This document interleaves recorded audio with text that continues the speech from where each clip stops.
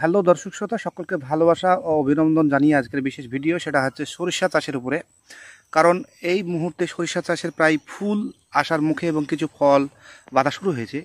এই মুহূর্তে আপনার সরিষাতে একটা ব্যাপক রোগের প্রকোপ হয়, সেই রোগটাকে নিয়ে কিন্তু আজকের বিশেষ ভিডিও। কারণ আমরা বিগত দিন বা বিগত বছর যে বছর গেছে সেই বছরে দেখেছি অনেক এরিয়াতে আপনার ঠিক রায়ের দানা বাঁধা থেকে শুরু করে ফুল থেকে ফল হওয়ার মুখ থেকে দানা বাঁধা পর্যন্ত এই টাইমে পুরো সরিষার জমিতে আপনার ওই ধসা রোগ, ঝলসানো ধসা এক ধরনের রোগ, যেটা বডি ছত্রাকনাশক হয়ে গোটা জমিটা শেষ হয়ে গেছে। আজকে কিন্তু আমরা বিস্তারিত দেখাবো আপনারা সরিষার জমিতে কি ছত্রাকনাশক প্রয়োগ করবেন, যেটা থেকে কিছু কিছু সমস্যা প্রাথমিক অবস্থায় হয় এবং কিছু সমস্যা আপনার ফল বাঁধার পরে পরে হয়। এই নিয়ে কিন্তু আজকে বিস্তারিত ভিডিও। নতুন দর্শক শ্রোতা সকলকে স্বাগত। আপনারা যারা দেখছেন এই ভিডিওটাকে অবশ্যই একটা লাইক করবেন, সাবস্ক্রাইব করবেন। আর পুরনো তাদেরকে তো অনেক অনেক শুভেচ্ছা ও ভালোবাসা। অবশ্যই দেখতে থাকুন ভিডিওটি। আমরা ব্যাক ক্যামেরায় দেখাবো যে কোন রোগ হলে বিশেষ করে এই সরিষা চাষের উপরে আপনারা কি কীটনাশক বা ছত্রাকনাশক প্রয়োগ করবেন। সঙ্গে থাকুন, সুস্থ থাকুন, দেখতে থাকুন আমাদের পুরো ভিডিওটি, তবেই কিন্তু বুঝতে পারবেন। দেখতে থাকুন। দেশ বিদেশ এবং সকল শ্রোতাদের অভিনন্দন। আপনারা দেখছেন ইউনিক অ্যাগ্রো টিপস থেকে, আমি শাহিদ হোসেন আপনাদের সামনে। তো আপনারা দেখছেন আজকে সরিষা চাষ। আমরা সরিষা চাষের জমিতে এসেছি, আপনারা দেখতে পাচ্ছেন ফুল ফোটা এবং দানা বাঁধা মোটামুটি ওই রকম সময়। তো এই মুহূর্তে আপনার সরিষা চাষে এমন কিছু সমস্যার সম্মুখীন চাষি হয়ে যায়, সেই সময় তারা ভেবে পায় না যে আমরা কি ওষুধ দিলে আপনার এই সকল রোগগুলা বা রোগ থেকে রেহাই পাওয়া যায়। তো আজকে দেখুন আমরা এই রোগ থেকে রেহাই পাচ্ছি। আবার আমরা দেখাচ্ছি আগে রোগটা কি। এই দেখুন, এটা সরিষার প্রাথমিক রোগ, যেটা প্রায় জমিতে হয় না, কিছু কিছু জমিতে আপনারা এগুলো দেখতে পাবেন। দেখতে পাচ্ছেন এরকম কিন্তু দানা বাঁধার পরেও হয়। আপনাকে দেখাবো যে দানা বাঁধার পরে আছে সেই জমিও দেখাবো, এবং এই জমিটাও আপনারা পর্যবেক্ষণ করুন। দেখুন এরকম হয়। এটা একটা প্রাথমিক পর্যায়ে যখন ফুল আসে এই মুহূর্তে, এবং পরবর্তীতে কি হয় আপনার যখন এই শীষ ওঠে এবং শীষের উপরে দানা বাঁধতে থাকে, তখন কিন্তু এই বডি বরাবর পচা লাগে। এই বডিতে ক্ষত তৈরি হয়। এই ক্ষত এখান থেকে কিন্তু পচে তারপরে করে অনেকে হাড়া লাগা বলে, কেউ ধসা বলে, কেউ ঝলসা বলে, অনেক রকম নাম আছে এরিয়া ভিত্তিক।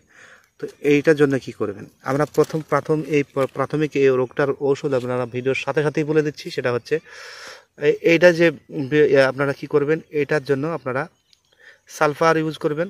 ফাঙ্গিসাইড সালফার পাওয়া যায়, সঙ্গে আপনারা হেক্সাকোনাজল পাওয়া যায়। যেমন সমস্ত কোম্পানির, আমি যদি বিশেষ কোনো কোম্পানির নাম নিয়ে বলছি না, সমস্ত কোম্পানির হেক্সাকোনাজল আছে। যেমন বিশেষ করে টাটার কোম্পানির টাটার কন্টা প্লাস যেটা আছে সেটা তো খুব পপুলার, সেটা আপনারা ইউজ করতে পারেন। তাছাড়া অনেক কোম্পানির নানান রকম নামে আছে, সেগুলা আপনারা কিন্তু এই ধরনের এতে স্প্রে করতে পারেন। ছত্রাকের খুবই প্রয়োজন, এতে ছত্রাকনাশক আপনারা দিলে কিন্তু এই ধরনের ঝলসাগুলো যেগুলো আছে এটা পুরোপুরি ঝলসা। দেখুন এবার হঠাৎ করে একটা জমির ওই দিকটাতে নেই, আপনারা দেখতে পাচ্ছেন ওই দিকটাতে খুব একটা নেই, কিন্তু হঠাৎ করে একটা জমির একটা প্রান্তে এই ঝলসাটার এবার শুরু হয়েছে, আর এখান থেকে কিন্তু এর উৎপত্তি। এবার আমরা দেখাবো আপনাদেরকে যে বড় সরিষার জমিতেও কি এটা হয়। তো বড় সরিষার জমিতে আপনাদেরকে নিয়ে যাচ্ছে এবং দেখাচ্ছে, সঙ্গে থাকুন। এবার যেটা দেখছেন আপনারা, এটা হচ্ছে দানা বাঁধা জমি। আপনারা উপরের দিকে ক্যামেরাটা আমরা ঘুরিয়ে দিচ্ছি, দেখতে পাচ্ছেন উপর দিকে খুব সুন্দর লাগছে, কিন্তু নিচের দিকে যে এর সর্বনাশ করেছে সেটা কিন্তু আমরা মোটেও লক্ষ্য করি না। কিন্তু এটা অবহেলায় ছেড়ে দিলে হবে না। তো এটার জন্য আমরা দ্রুত ব্যবস্থা নেবেন, সেটা হচ্ছে না হলে কিন্তু পরবর্তীতে দেখা যাবে এক ঝলসা থেকে শুরু করে আপনার ধসা যেটা বলেন, বা বডি পচে গিয়ে ভেঙে পড়ে যাওয়া, দেখে দূর থেকে মনে হবে যেন আপনার রাই বা সরিষা পেকে গেছে। তো এই দেখুন এর গোড়ার দিকটা আপনাদের দেখাচ্ছে। দেখেন পাতাটা এখনও কিন্তু ওর বয়স হয়নি পাতাটা পাকার, কিন্তু তার আগেই দেখুন ঝলসা অলরেডি শুরু হয়ে গেছে। আমি যদি ভুল বলি আপনারা নজর করে দেখবেন। আমি সুস্থ জমি দেখাচ্ছি, যে জমিতে এইরকম বয়সের পাতাগুলা হয়নি। ওপরেই জমি আছে দেখুন, এই জমির পাতাগুলা দেখুন, গোড়ার পাতাগুলা কিন্তু কিচ্ছু হয়নি। আপনারা একবারে স্পষ্ট দেখতে পাচ্ছেন, প্রত্যক্ষ আপনাদের লাইভ প্রমাণ দেখিয়ে দিচ্ছি যে ঝলসা দেখুন, এগুলো গোড়ার পাতা পর্যন্ত সবুজ হয়ে আছে, অথচ একখান জমি নিচে দেখুন এই যে কিভাবে লেগেছে। দেখুন এটার জন্য আপনারা কি ব্যবস্থা নেবেন? এটার জন্য অবশ্যই আপনারা কন্টাপ্লাস এবং সালফার, ফাঙ্গিসাইড সালফার যেগুলো হয়, WDG যেসবগুলো হয়, ওই সব সালফার একসঙ্গে স্প্রে করে দেবেন, কোনো সমস্যা নেই। সকালের দিকে কিংবা বিকেলের দিকে স্প্রে করে দেবেন, তাহলে এই ধরনের সমস্যা থেকে আপনারা রেহাই পাবেন। এবং পরে বলছি, যারা আপনার ওটা স্প্রে করতে পারেন, আর পরে যে সকল এরিয়াতে বা যে সকল মাঠে এই গত বছর বা তার আগের বছর যাদের ধসা লেগেছিল, রায়ের যেসব আপনার বডি বরাবর যেসবগুলো পচেছিল, সেই সব জমিতে এখন থেকে যদি আপনারা পদক্ষেপ না নেন, তাহলে কিন্তু আপনারা লসের মুখ দেখছেন আবার পুনরায়।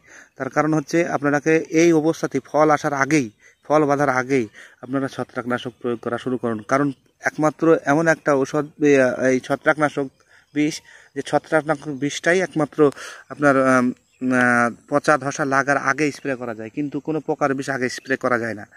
তো পচা ধসাটা লাগার আগে আপনারা স্প্রে করুন। প্রয়োজনে কন্টাপ্লাস দিয়ে শুরু করুন। কন্টাপ্লাস দেওয়ার পরে 1 সপ্তাহ পর আপনারা অ্যাজোস্ট্রোবিন টেবুকোনাজল দেন। লুনা স্প্রে করতে পারেন, লুনায় স্প্রে করতে পারেন, কোনো সমস্যা নাই।